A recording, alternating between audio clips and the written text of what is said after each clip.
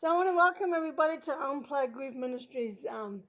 We're here today because we're meeting with another amazing mom who's doing something absolutely wonderful, and despite her pain of loss, but she got the ideas like I did, and many other parents did. It's to do something in memory of your child that will bring light, that would bring love, that would bring support instead of being stuck in that deep dark hole, which I know many parents still are, but it may be that they're not ready quite yet to get in the path that many of us are. So I have with me Kelli Nielson. We just discovered we only live about 3 hours from each other, but we both vowed that we would never move back up north to the cold weather. Once we get used Right. to the south and the warm weather, you don't want to go back to the north. And that's why I can never understand the folks coming back from Canada or up north that come down here. Oh my God. How could you go back up? But anyway, so Kelly, this is what we normally do.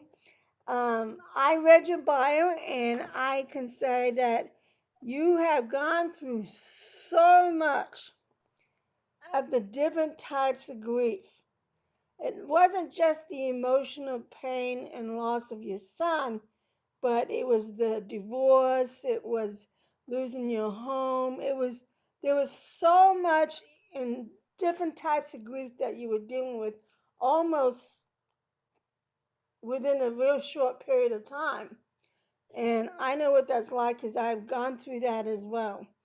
What I didn't know is that you had a daughter, and she's a beautiful young lady. She is. And She's does about she to help turn you with your 17. does she Huh? help you with your ministry, what you do? No, she's really hot and cold with it. She's Oh, still processing her own grief in her own way. So there yeah. are days where she's really interested and wants to know about it. And then there's other days where she, doesn't like that I do this for a living or would, doesn't want to know about it. Well, she may be still too young to figure it out, but she will eventually. She will have her aha moment eventually. You Yeah, know. that's what all of us parents hope for, right? Is Right. that our kids grow up and have aha moments and understand, why we do what we do and that we did our best as parents. Yeah, that's what we're all hoping for. And the thing about it is, our children. Well, she's still young, so she still has time. Um. So what I normally do is I give our guest speakers the first 15 to 20 minutes to speak. And we want to hear about you. We want to hear about who you are, what you're doing. Tell us about your organization, why you have this organization, and what you're doing to share the. I think your website, share your. I can't remember if you also wrote a book or not. Um, Yeah, yeah. share all that, and then at the end we can go into a discussion. Now, I'm gonna give you a disclaimer and a little Okay. warning. Sometimes I will hit because of my stroke, my brain rewires and rethinks differently. So sometimes you may something say something, and I will jump in real quick because that is really where that deep discussion is. That maybe later on I'll forget about it, but I'm trying to be a much better listener than I used to be because I know you have a story and your story really needs to be told and people need to hear about you and why you do what you do. They already know why I do it. Now it's time to hear why you do what you do and bring it up. Hold on a moment. I just remembered I forgot to do my ankle because I do this as a backup.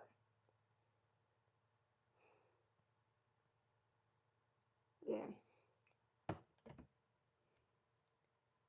Okay, so we have the Kelli Nelson. She's going to share us her story, why she does what she does, and this woman has gone through. I'm going to repeat it. She's gone through a lot, but I don't know where she is spirituality, but I'm saying it on my part. God has blessed her in a way that she has um, found. Sometimes we parents who've lost children, we may have found our aha moments, but I don't want people to misunderstand that we stop grieving for our children, because we don't. We will forever grieve for our children. But now we've learned to grieve for our children in a new way, because in some ways we found that healing that brings joy to us. But we still grieve. But we grieve differently now, because you know how they talk about when you lose a loved one, whether it's a child or somebody else, and there's anger that's part of it, you know? And I always say it's okay to be angry. And it's okay to be angry at God, because it's not a sin. It's what you do with that anger. You can either take that anger and go hurt somebody or bodies, whatever, or you can take that anger and turn it around and do something good. And that's where we want to be able to teach people to take that anger and do something good. So I do it in memory and to honor my son. I'm sure that's why you also do it, to honor and memory of your son. And there are different reasons why people do it. But we find that when we do something to help others, it's also helping us. Does 100%. that make sense? It's also 100%. helping us to be a better person. But we still grieve for our children. We just grieve for our children in a different way. So I'm gonna let Kelli speak. Uh, I'm sure she has an amazing story to share and show us what goodness we can find in learning what she has learned, and how she can take that and help us through our grief journey and bring healing to us. So the Yeah. floor is yours. Um, Thank you. Well, first of all, thank you so much for having me, and thank you for making the space to have these conversations and to hear from people who have gone through and have made it to the other side. I think we need more and more examples of people who have gone after healing and recovery and have experienced healing and recovery, so that they can share it with other people, because seeing that it's possible is such a huge part of the equation for so many of us, for all of us, really.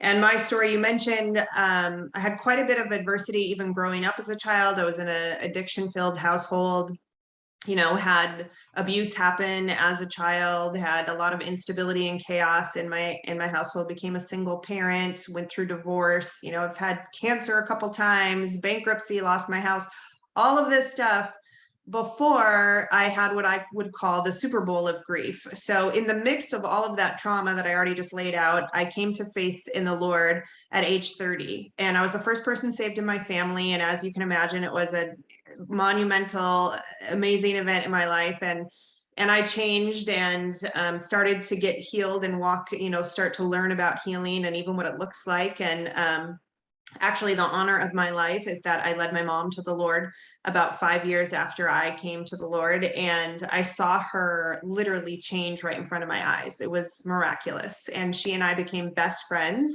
And that season of my life was very sweet, and I'm very thankful for it.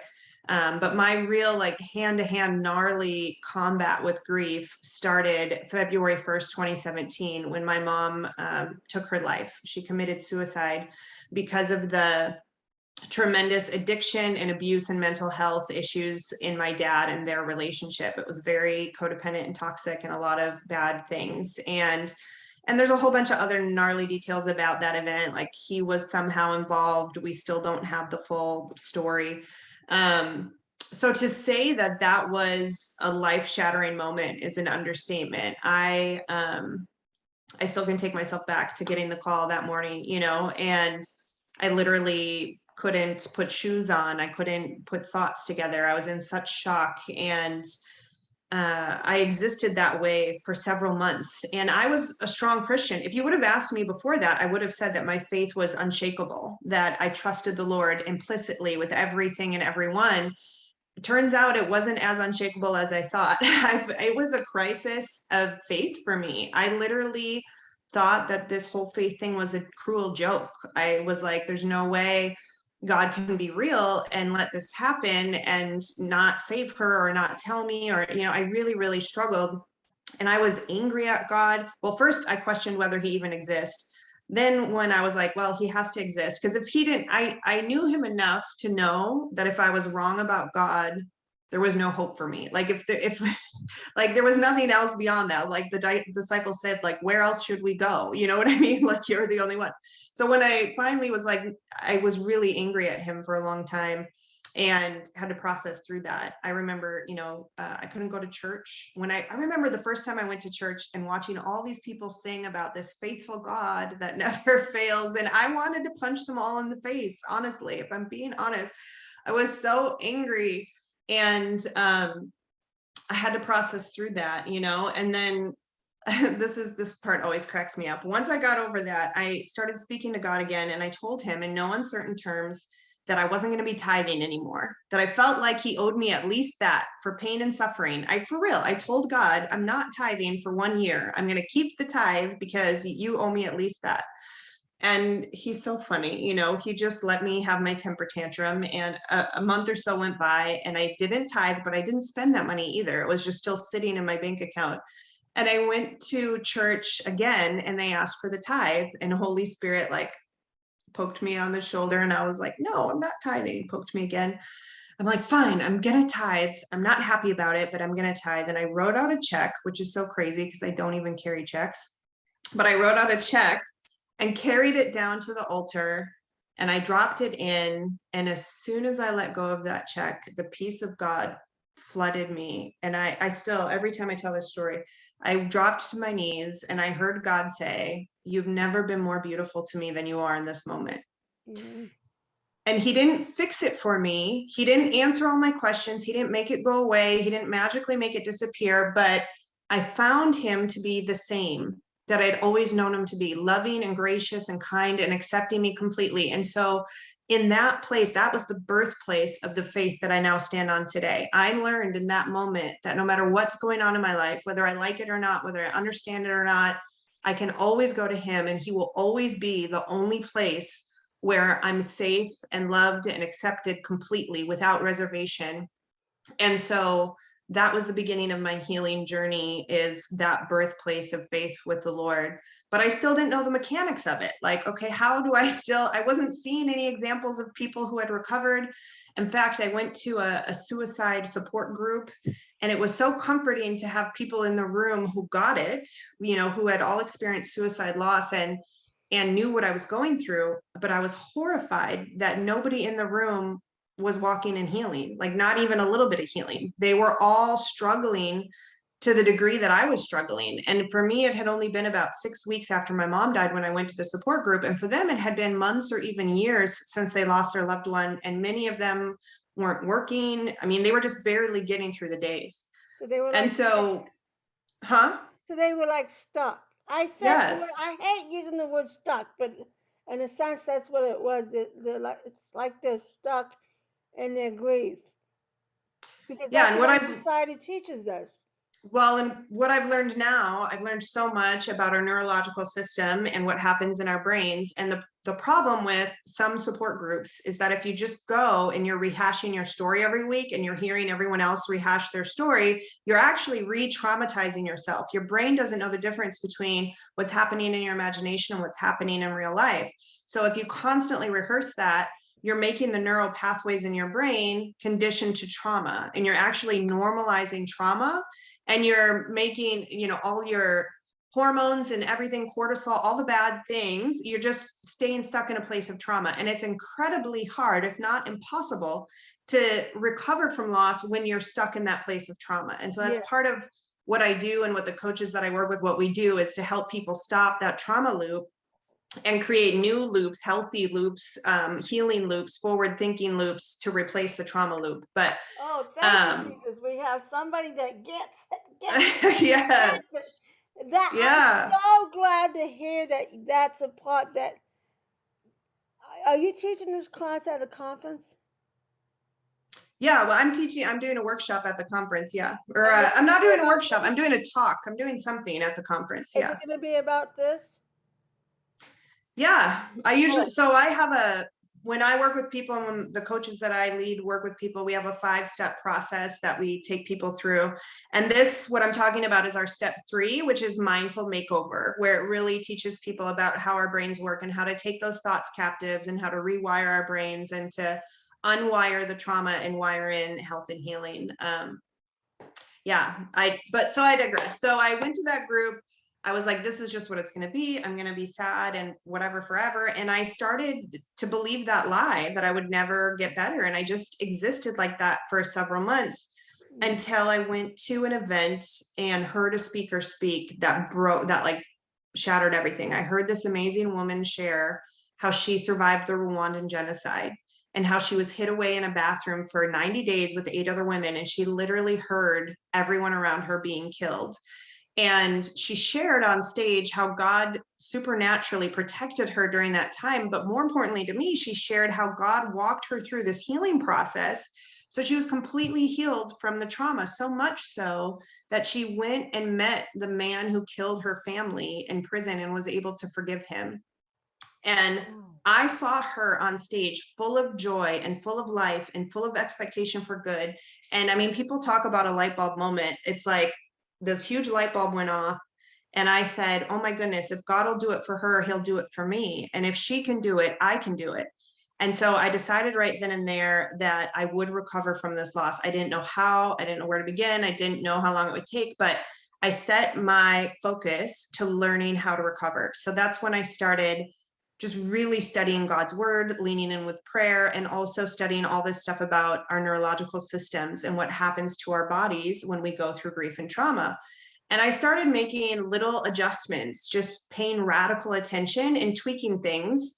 And I started to feel better and I started to feel more myself. And it was during that time that I had a job opportunity open up down in Florida. I was living up in Minnesota. So I prayed and took this leap of faith to move down to Florida with my daughter. And we were down here. My son Quentin stayed behind in Minnesota. He was 20 years old at the time and had struggled with addiction on and off. Well, you don't really on and off with addiction. He had struggled with addiction for several years. And about a month after moving down here, he said, Mom, I just want to move with you in Florida. I just want to be healthy and sober and with you and Piper. Can I come join you?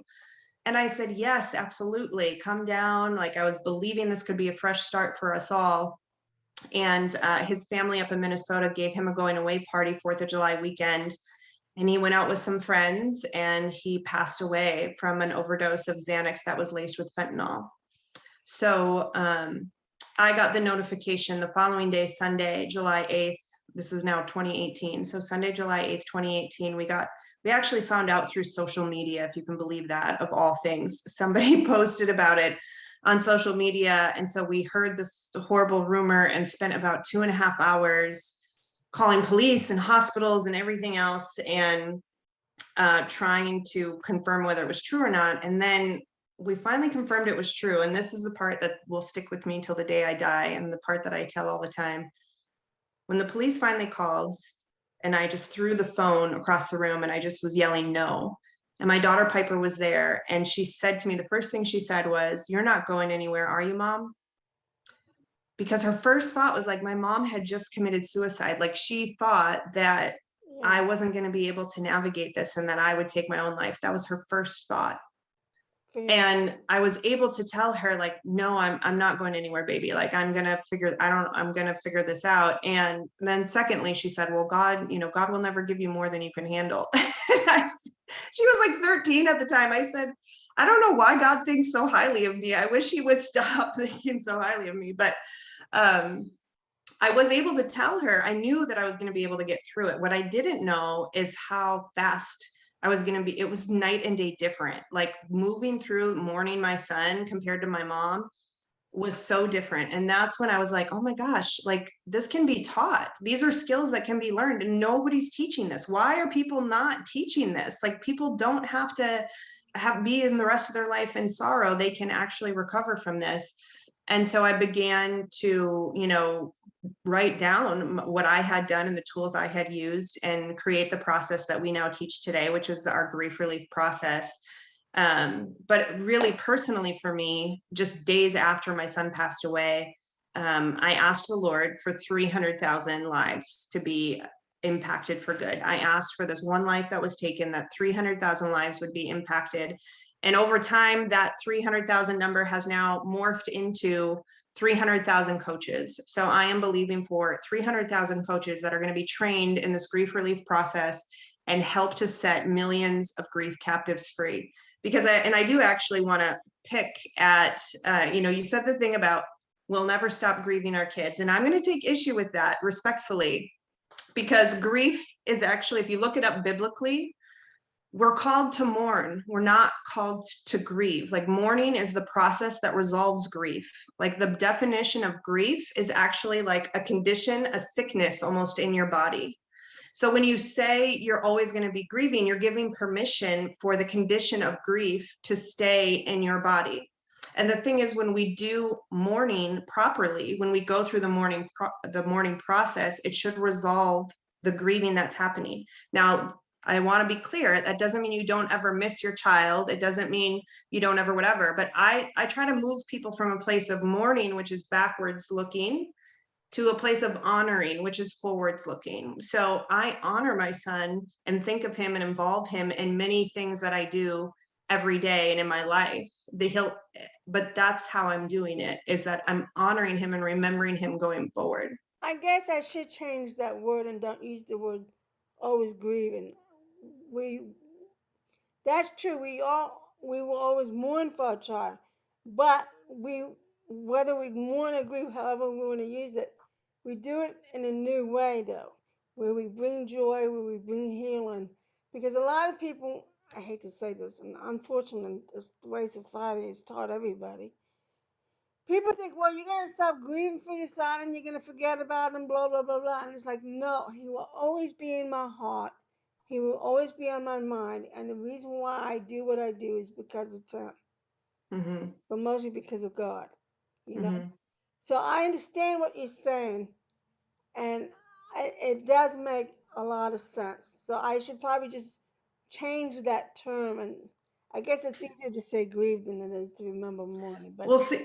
it's true what you're saying. I have to agree with what you're saying. Yeah, and words matter, right? Like words are Right. so important, and the enemy is so sneaky that Yes. if we all are walking around, if the expectation is that you're never going to recover from this, that you're always going to be grieving and sad and sick and broken, like, and that's what culture believes today, that you never recover from grief, you just learn to live with it. Well, I'm doing a lot more than just living with it. Like Yes. I live a full, amazing, rich life that involves the memory of my son and my mom, and involves things that I do to honor them, and Yes. involves days where I miss them terribly, right? But like it's not this like broken or sad or whatever existence. And I think Yes. that's what culture is saying, is that when you have a loss, that you're forever going to be this like sadder version of yourself. Yes. And that's what I'm here to blatantly speak against and say that is not true. That's a lie. And you absolutely can have a full, rich, rewarding, joyful life even after loss. And Yes. I'm Okay. here to like replicate examples of that. That makes better sense. That makes better sense. So I Yeah. need to just change my mindset of the thinking that taking away the word grief, and even in a sense take away the word mourning, because my mourning has been turned into joy. Because Right. it's true. I don't, even though when I'm thinking about Timothy and I'm seeing his pictures, it doesn't mean I'm screaming and crying or in depression mode Right. or anything like that. I think, because there are times, yes, I'll lay in bed and I'll cry. But I think right now I have more emotions of the movies I watch than I do crying of my son, because, it's true. That's just, it's okay. I understand what you're saying. I Yeah. understand what you're saying. It makes better sense, and I'm glad to hear the way how you're looking at it and the term you're using. So that now makes me more anxious to want to attend your class. So go ahead. Yeah, so I wrote a book called You're Not Crazy, You're Grieving, because Yes, that's I how we saw that. feel, right? Yeah, Yeah, like we feel like we're crazy. It's like up is down and down is up, and you're sick, and that's what really shook me, was the physicality of grief. Like nobody told me that I was going to feel like I had the flu for like a year, like you're tired and you don't feel well and just everything's running in slow motion, and nobody prepared me for that, So yeah, my book, the first half of it is my story, and then the second half is this 5-step framework that I really feel like it was birthed from the Lord and from studying our neurological systems, and just practically the things that I did to help recover. And that's what we use now as our main foundation when either myself or the other coaches on my team coach people. And we're seeing massive breakthrough and massive results. Our main program, we do it in 10 weeks. So we take people through this 5-step process in 10 weeks. And I'm telling you, we take people from crying and triggered nearly every day to either not triggered or crying at all, or they're able to regather themselves from being triggered in within minutes. It's pretty profound. It's pretty amazing. Yeah, when I heard how you named your book, I was like, oh God, thank you. There's somebody that gets it. Because that's true. We're not. I mean, it's so funny that well, I say funny, but it's really strange and sad that we have family and friends who think we're crazy. I still have family. This is 8 years since Timothy passed. I still have family and friends that still looks down at me as being crazy, because they don't get it. You know, Yeah, they still, my sister, I have a sister who still does not get it at all. And I said, God forbid you should lose your son, and then you will understand what I'm saying. But you keep saying all this stuff, and it's not true. Uh, yeah. I'm So not that's crazy. so I tr- am that's grieving, and that's a term I've always too also used. Let me tell you something real quick. Have you ever heard of Dr. Norman Wright? mm-mm, Um, he is a licensed psychotherapist in California who's lost his wife to cancer, he's lost his son, and then there was something else. But he teaches about grief and all in California. He's also a professor. 80 something, he just got married for the third or fourth time. And he's what helped me get through to at least where I'm at now, mm-hmm, and why I teach certain classes. mm-hmm, And I think what you are saying and presenting here is like what he's been trying to do also in his books. And trust mm-hmm, me, he's got a lot of books. And mm-hmm, because he teaches trauma as well. mm-hmm. And it's amazing how it is so, so, so true what you're saying. Oh my goodness. Yes, I'm going to attend your class. I like to attend. Is it you said a 10-week class? Yeah, so when we work with people, we do either one-on-one or in small groups, and we take them through this. We call it our Grief Relief Accelerator program. We take them through the 5-step framework in 10 weeks, and it's really powerful. It's really powerful. And like something you said earlier about making a difference and honoring our loved ones, actually, the 5th step of our process is about finding a purpose for your pain Yes. and recognizing the ways that you have become how you've been changed for the better because of it. Not that the thing was good, but that you probably have become more patient, more kind, more flexible, more empathetic, fill in the blank, whatever it is for Yes. you. But recognizing that it wasn't all bad, that there are some good things that have come out of it. And then lastly, deciding how you want to take this loss and this experience and use it to help make the world a better place. And Yes. that could be everything from planting a tree once a year to writing a book to starting a nonprofit to being a better friend. Like it's different for everybody. But when people can shift their eyes from what they lost to what they could possibly contribute, that's when people start getting excited for life again. When they can figure out the way that they can do something special and meaningful that honors their loved one, that makes the world a better place. That is like such a beautiful thing. And the only those of us who have lost loved ones get the opportunity to do that. And I'm touched all the time. Like actually, so I have this crazy tattoo, you can't probably see it, of my mom on my arm here. Oh yes, I do And see it. I put her on the cover of the Rolling Stones magazine on my arm. And I live in Florida, so I wear tank tops, and people ask so often about that tattoo, and I get to share about my mom and whatever. And I was just saying, like, I think that she's tickled pink that like I talk about her so often, like I get to share her with other people, you know. And my son and all having this conversation and being able to do all the things I'm doing and share both of their story and all the places that I get to share it. And the book is helping so many people. Like, what an awesome impact that their lives are making, even, you know, even though they're physically not here anymore. Like, it's really, really rewarding and humbling to be able to carry on their story and tell their story and carry on their legacy in a way that makes an impact. That's true, because even though they're no longer with us, they still have a powerful story that will leave impacts, you know. And all because they're no longer here doesn't mean we stop telling their story.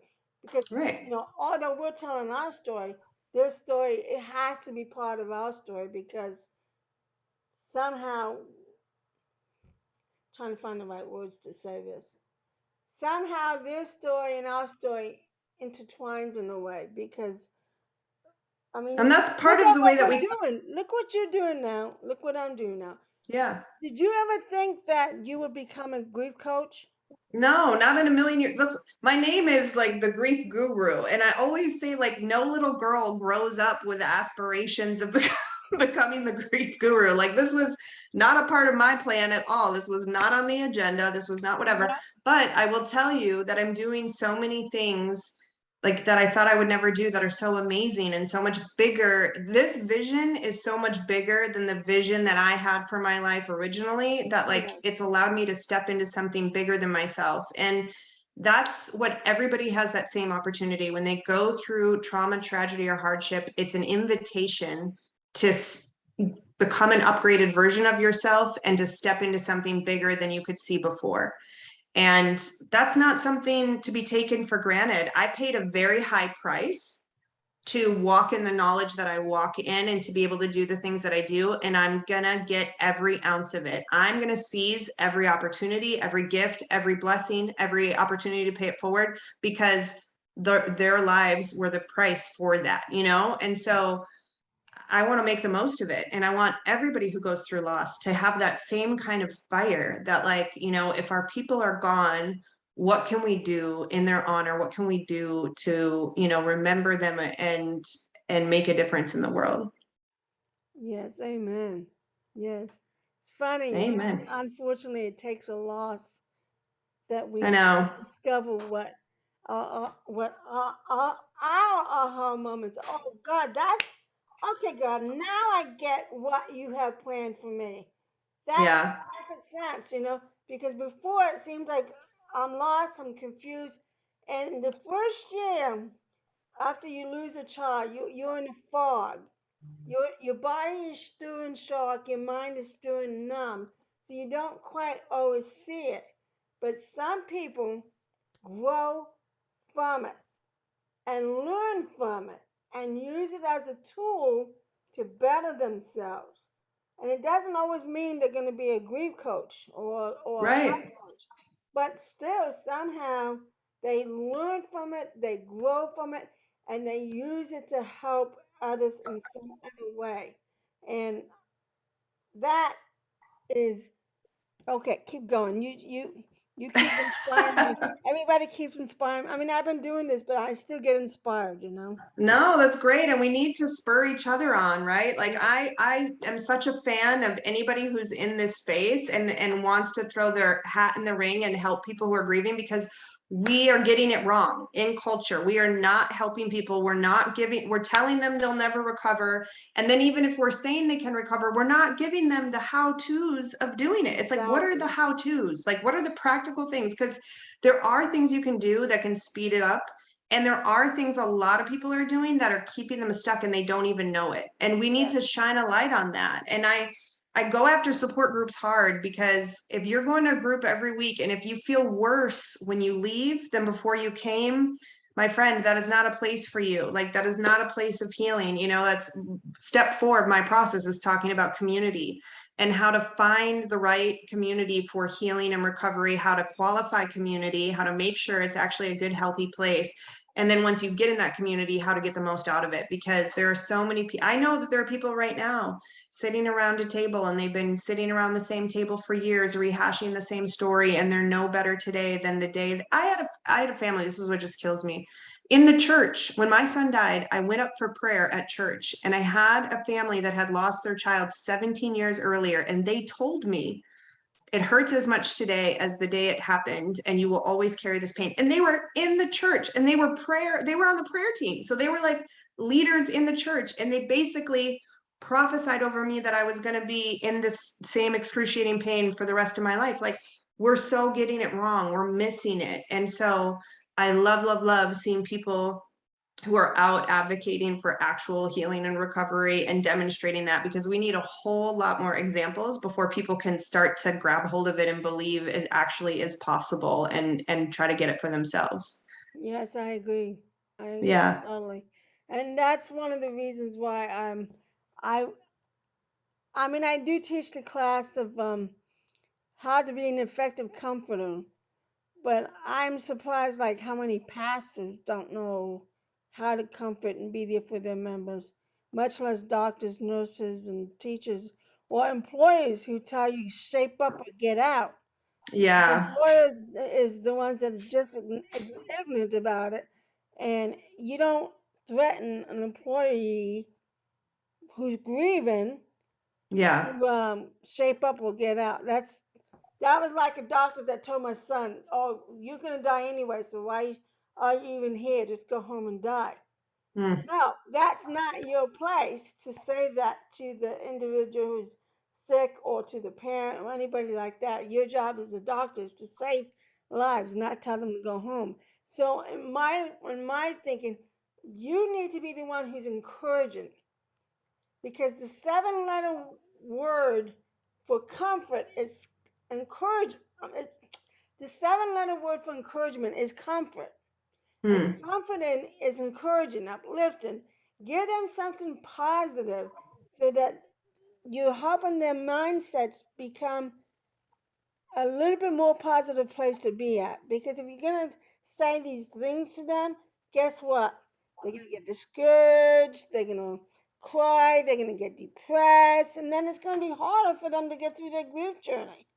And so I'm, That's what I always say, that people who are grieving, I actually think they need encouragement more so than comfort, because, and you're saying they're interchangeable, but a lot of people want to sympathize and offer comfort. And that actually can be like, so many people used to come up to me and say, I don't know how you get out of bed in the morning. Like, and they thought they were being comforting, but like, that's if not I would comforting. listen, if I would have listened to them, like after five or so people say that, it's like, oh yeah, you're right. Why am I out of bed? Like, I should just go back to bed, right? What they need is encouragement to say, you can do this, and I'm going to help do this with you, and I'm going to walk this journey with you. And one thing I tell my clients all the time, and I always say, is like, this is a season, not a sentence, right? Like, recovering from grief is a season. So recognize it's a season. You're not going to live here. You're just moving through, and we want to make sure you keep moving, that you get to the other side. Well, that's the class that I'm teaching, is what to say and what not to say,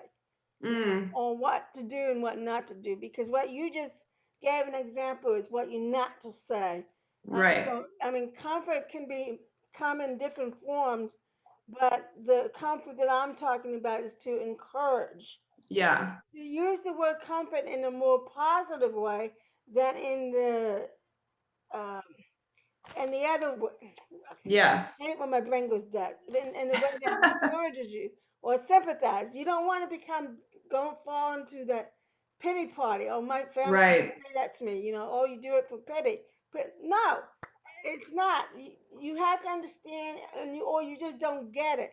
But for Yeah. me, when I learned how to become an effective comforter, I took the word comfort and I looked it up, and plus I've read a lot of Dr. Wright's books, and it's more about encouragement, uplifting, supporting, bring them Right. up, because you want that positive to change that mindset so that they don't fall into that pity thing or anything like that. Um, that's why it's really important that people That's why I think it's really important that we teach, we as society, we teach each other how to properly grieve and what not to say or what to properly say. It's better just to sit there or stand there next to the griever and not say anything than to say Yeah. something that's going to hurt them. Yeah. You know, and even though they have good intentions, they may have good intentions, but they don't realize that sometimes what they say may be the worst thing. So, but I do understand what you mean and what you're saying because that's true. We have to remember to find the right phrase and explain that phrase and why that phrase is really important. So, I, oh my goodness, I can't wait to. I know you're gonna have the 1 hour class, but I would like to try to attend your 10-week one. But are those live? Those classes that you do, you say it's 10? Those are live classes or they're online classes? They're online classes. Okay. So we're working with somebody, either a client is working with a coach one-on-one, or people sign up for a small group version of it. And we have different ones starting at different times. And so Okay, like the good. next one starts April 25th is the next 10-week course that's starting that they'll go through. But we also have a membership if people want to kind of do it themselves and have a video library and plug into community that way. And we're also leading retreats. So we do grief retreats. I have a grief retreat coming up for moms up in Wisconsin in July. And then we're doing a grief retreat for widows in Missouri in October. And then we're going to be putting together a grief retreat for suicide loss survivors here in Florida, but I haven't found a location yet. So we haven't firmed up the date. So I my can hope is like, go ahead. I can give you a couple of good references of places you can have the retreat here Oh, in that'd be great. Florida. Yeah. It may be up in this area, but I know people from church that can probably help you with that. So, Yeah, that'd be great. Anywhere in Florida. because I'm Yeah. planning to do one for pastors and elders Mm. up here. So, I um, will say that too. Like, so this 10-week program, we have a version that we partner with churches. So a church can become one of our community partners, and we will train either their pastoral staff or a volunteer on the 5-step framework, and then they can do this 10-week process within their churches, either with individuals or small groups. So I'm really excited about that well, because you know what? exactly like, When I do the one for the pastors, what I can do is invite you to come and be a special speaker on doing. You might have oh, for to sure. for like for the afternoon and do it in the afternoon, and it has unfortunately it'll be a real quick one. But if they really want to expand it, they know where to go and listen more. But it's Yeah. that would be good because keep going. Yeah, because churches are missing the mark, and Oh pastors yes. either don't have experience with grief, or even if they do, there's only one pastor, right? And so they're there in the crisis mode, and then month 2 or month 3, as the families are really trying to figure out how to do life without their loved one, the pastor's on to the next crisis, right? So we really need to raise up volunteers or people in the church that can take people through this 10-week process and really hold their hand and walk them through, much more so than just the moment of crisis. Well, what I've learned, Kelly, from like my church, I'm the grief ministries director there. And Mm, what I find my church, nobody get offended what I say, but I just noticed in my own experience that it seems like my church seems to be more conservative, that they sort of like suddenly build this wall when it comes to the mm, grief ministry. mm, And I remember the first time when we presented the grief ministry, it was brand new, and we were going to do a class, and we were trying to encourage people to sign up, and they were number one complaining about the cost, and then number two, they were like, no, no, no way, and I sort of laughed because that told me that that person was going through something, but they were afraid to talk about it. Does mm, that make sense? And mm. so, is the whole purpose of the grief ministry at a church is so that the grief ministry can take up that responsibility that the Right, pastor wouldn't have to. right. But it was the pastor and the head elder's responsibility to let the grief ministry know who passed away, so that we have the flower ministry that sends the flowers and and we had it all made, but the number of us just noticed how much the walls went up. That the church was very, very. It's a taboo thing for whatever reason. It boggles my mind. It still boggles my mind that like the only thing we're guaranteed in this life is birth and death. That's it. Like not even taxes are guaranteed depending on where you live, right? So we all are born and we all die. But Mm, yet we are so weird about talking about death, and we're so shocked and surprised when someone we know dies, like as if we just expected to all live, like it boggles my mind why we're so awkward at this, but we mm, just are. And we're awkward in the church, we're awkward outside the church, we're awkward in the workplace, we're awkward in friendships and relationships. Every single one of my friendships has been significantly changed because you said something that's so true, like they just don't get it.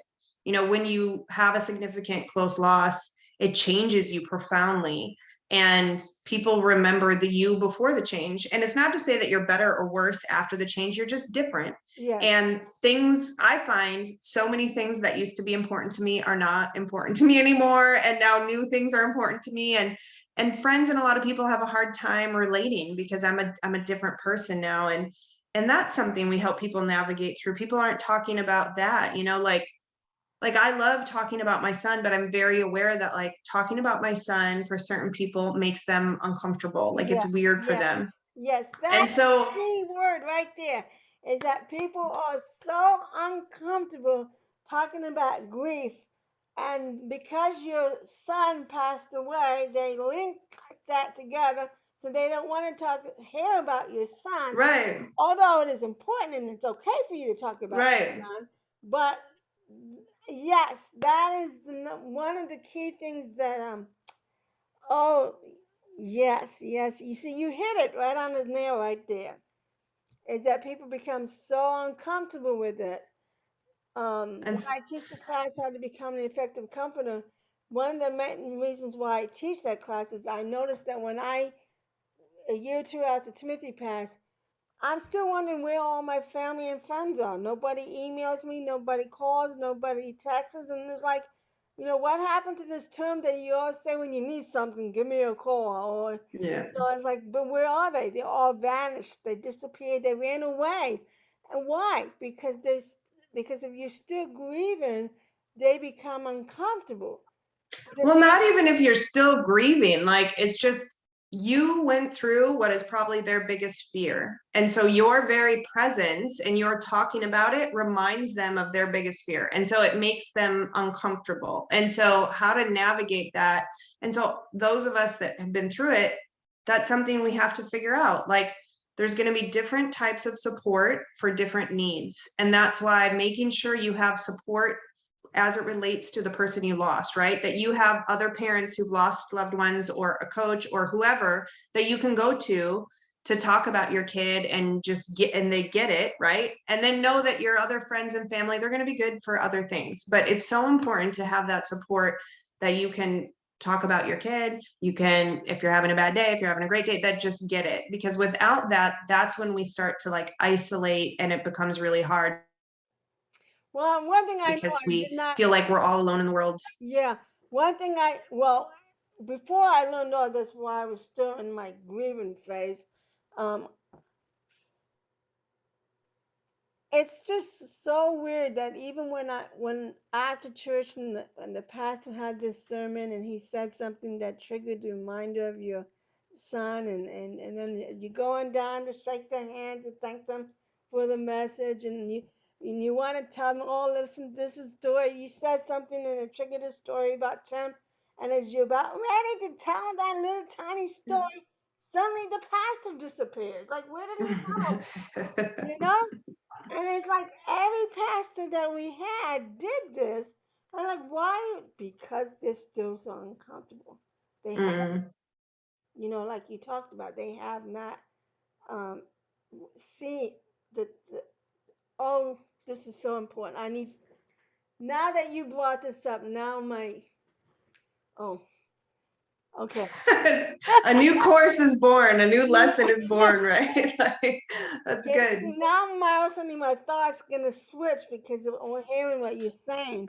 But it's just that's the main reason why I got into this because so many people became so uncomfortable. That's how society teaches us to become uncomfortable with somebody's grief.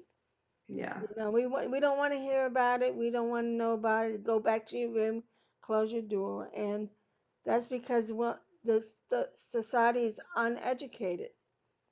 Yeah. What So that's why conversations like this, events like this weekend, like, talking about it, having uncomfortable conversations enough that they become comfortable. yes, I'm really passionate about people who are grieving, teaching them how to advocate for themselves and talk for themselves. Like, I'm very comfortable talking about my son. It's just a settled issue for me. Like, I'm going to talk about him when I want to talk about him. When a Facebook memory comes up, I'm going to share it because that's what moms do. And if right. that makes you uncomfortable, then that's your baggage. But I'm still a mom. I still whatever, and I own it and am at peace with it, right? But we need to just facilitate more of these conversations so that people can, so it's not so taboo. So again, that's why I love podcasts like this and things like this, because I think we can, not have, there's not enough conversations like this happening. So It's never long enough either. So tell us your website because I know you have a website. yeah, so basically everywhere I'm the grief guru. So thegriefguru.com on Facebook, Instagram, and YouTube with the grief guru. And also I was gonna say we offer a free audio book.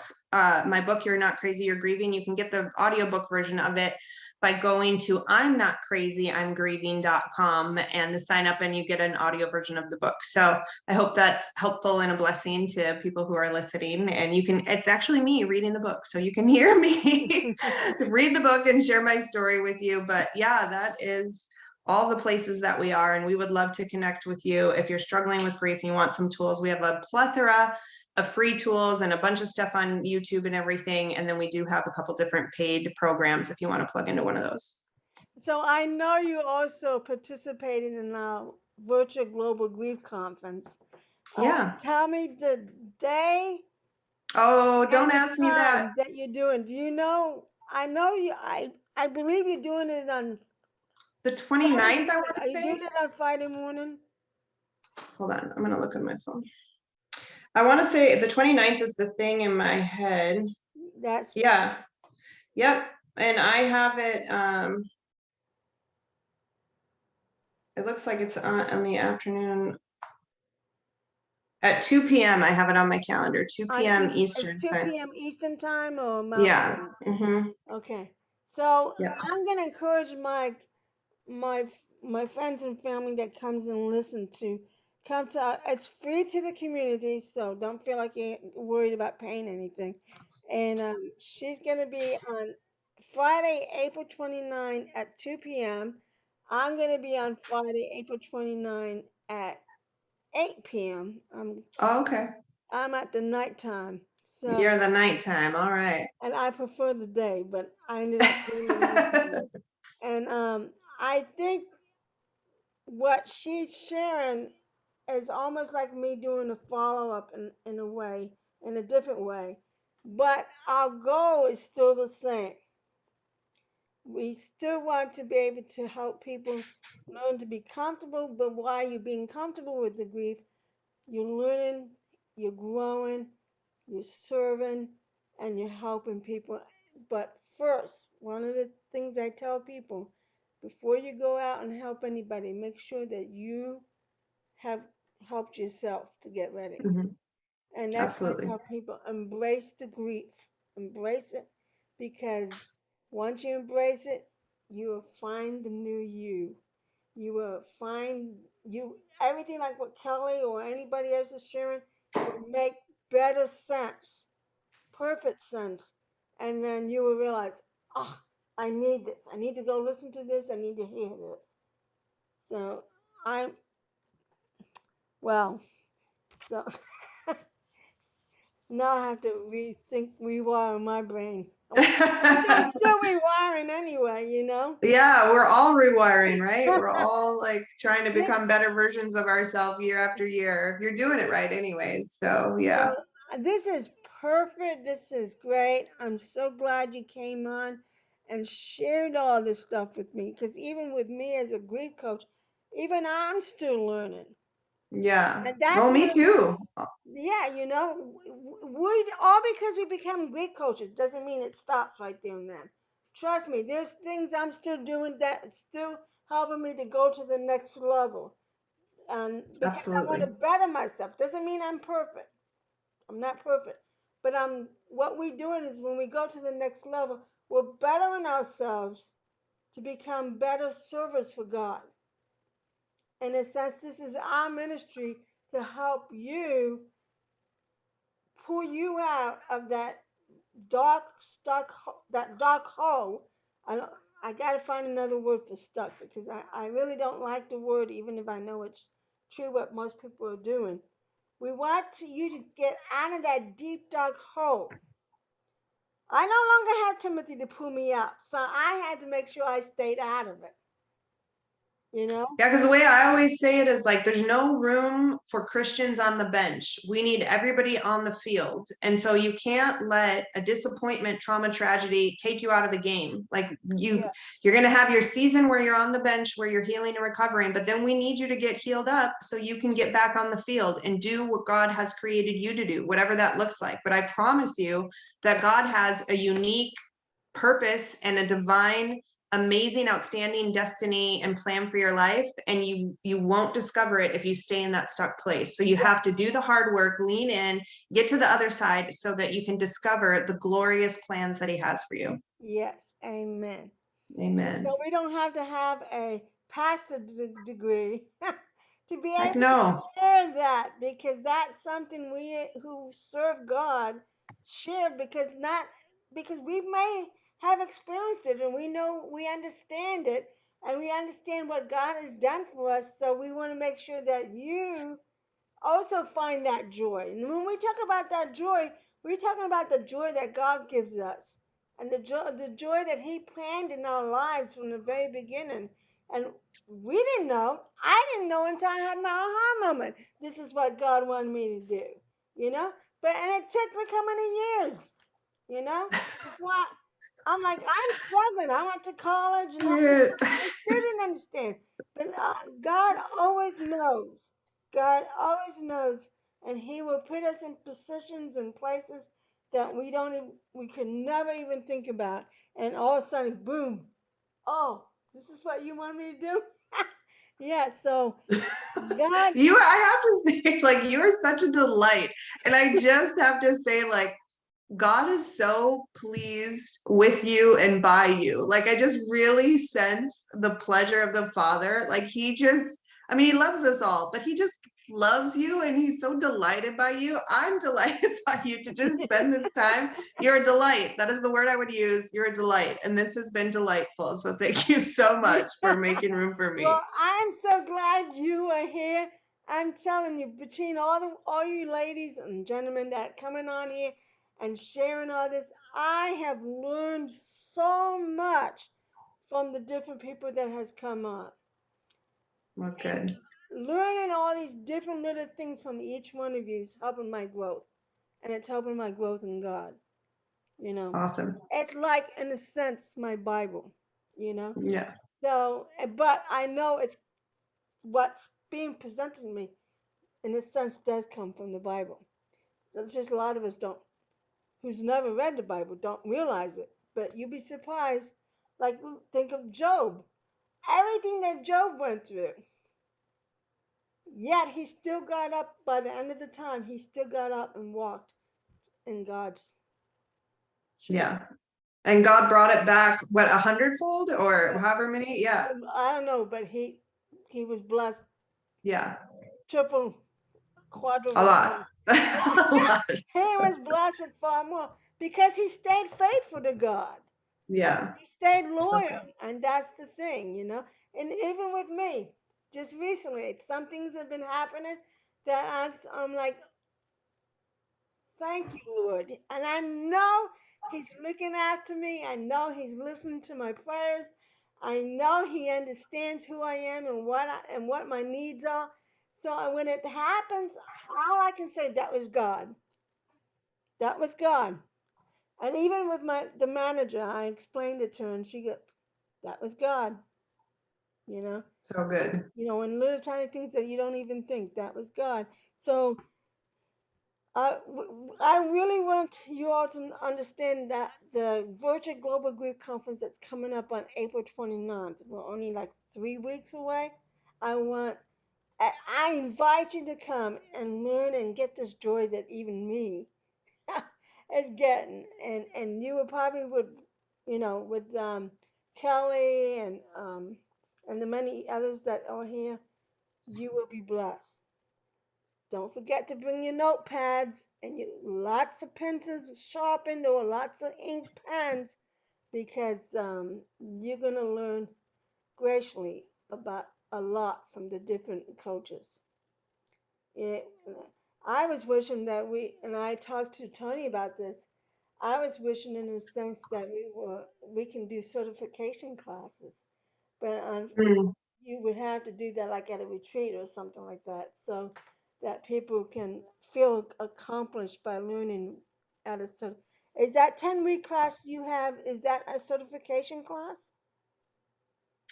Well, they get a certificate of completion, and then we have a much more in-depth certification for our church partners, and then the coaches that come on our team. They Okay. go through a much more rigorous Okay. and certification, but yeah. Okay. Yeah. See, this is great. All right. 2 thumbs up. So All right. I look forward, Kelly. I will attend your class. I will be there. I have to be there anyhow. So, but I'm going to bring my notepad and my pens. Make sure that my pens work as well. I have a lot of pens, but it doesn't mean they work. So I look forward to this, and I'm gonna pray for you and your ministry because I see that what you guys are doing is an amazing, amazing work, and all I can say that was God that Mm. helped you and blessed you with all that you all do. So I want to thank Kelly for being part of our podcast and thank everybody who finally came on and joined in with us and listened. And for those who will be listening when we publish this, and thank you for being part of the Unplugged Grief Ministries podcast. At 7 o'clock in 10 minutes, we're gonna have Victoria No come on, and I'm sure she's gonna teach us a lot of stuff because I've heard she is a good coach and that she has. Do you know Victoria No? No, I don't. So this is my day of education. I'm trying to do all my press releases, but I keep getting distracted with other things. At least I got the TV and newspaper press releases out. I'm working on the radios right now. But it's, oh God, be glory to be God. He's faithful. Kelly, thanks for coming. My pleasure. And Anytime. enjoy the rest of this month, what you have. And I look forward to your class. And I hope everybody that hears this will come to the class too, because I understand better what you say and how you say it, and it really has my wheels turning now. So Good. that, My yeah, feel pleasure. good, right? 58 minutes of Kelli Nielson, and just to think that when on the Global Grief Conference, I think we're gonna get more of her. So that's a good thing for all of us. Oh, Thank thanks so you much. all for coming, and I need the 10 minutes before Victoria comes on. So Kelly, enjoy. Have a good evening. All Have a good righty. weekend, and send me your links. And cause now I'm creating a link page on my website. So Oh, yeah, I will for sure. I want to post a lot of the links from all of you guys because a lot of you guys have a lot of good tools and tips and a lot of blessings in it. So, um, Absolutely, and I I'm will. sure by sharing it, it's gonna bless many more, many more. So, Absolutely, send I me your will. links, and I do want to read your book, um, because that is, I I'm oh, I love that book. I just love it. Have a wonderful weekend. Bye All bye. right, dear. Thanks so much. Bye bye.